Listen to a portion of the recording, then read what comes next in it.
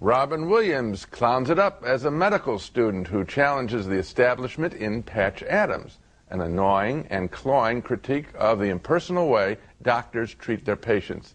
The big problem with this film is that after very few minutes, Williams' behavior and sermonizing become so overbearing that anyone would settle for impersonal treatment rather than suffer his routines, which include wearing a makeshift clown nose. And the American Journal of Medicine has found that laughter increases secretion of catecholamines and endorphins, which in turn increases oxygenation of the blood, relaxes the arteries, speeds up the heart, decreases blood pressure, which has a positive effect on all cardiovascular and respiratory ailments, as well as overall increasing the immune system response.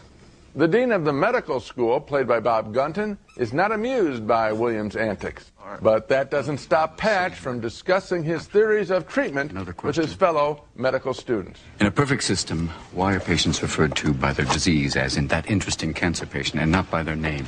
Well, it certainly isn't to be mean. It's to prevent transference. And why is that bad? And the one flunking out is... Listen, can we get back to the tongue, please? What if a doctor becomes emotionally involved with a patient? What is wrong with that? Does a doctor explode? No. He also attempts to romance one of them, played by Monica Potter, who does her best to reject him. Well, maybe I could help you. I read the bio book. You've read the whole book? Oh, yeah. And I'm on to Whitman. You know, you can get a copy of Leaves of Grass at the bookstore if you have a 20% student ID card. I don't want Walt Whitman. Well, he wouldn't want you either. He was a homosexual. But that's not relevant. What's relevant is that he was a medical man. He was a nurse in the Civil War and wrote great poetry.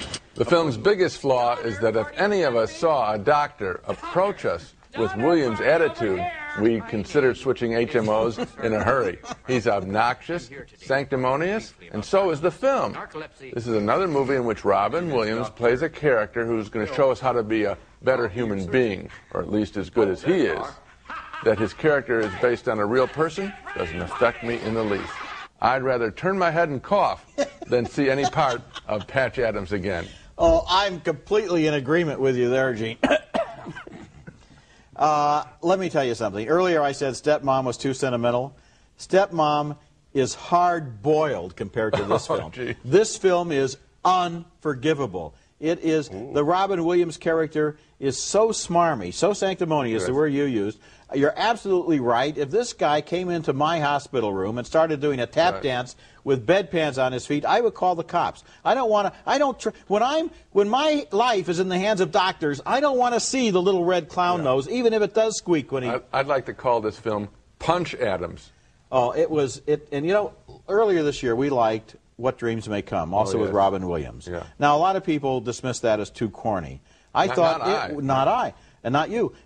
It was the real thing. It was original. It was visionary. Sure. It took him all the way with new, fresh material. This is just a reworking of a Robin Williams formula that I think he should just frankly abandon. Maybe he thinks he can win an Oscar this way. He did with Good Will Hunting, playing that sort of warm-hearted psychiatrist, but back off, because this guy is really unctuous. On Oscar night this year, he just stay at home and put a red nose on last year's Oscar.